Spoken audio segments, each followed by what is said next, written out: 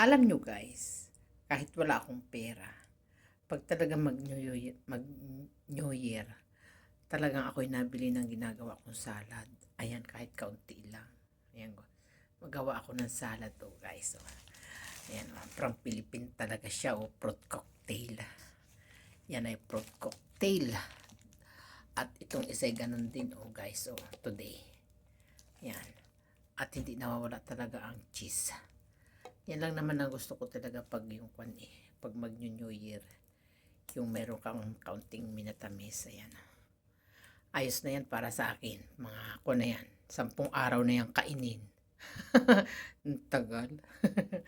Ayan guys, tara magsalad tayo kahit konti lamang, baka marami pang kulang dyan, pero meron na yung nasal cream, cheese crab, yung at saka yung condensed ibab.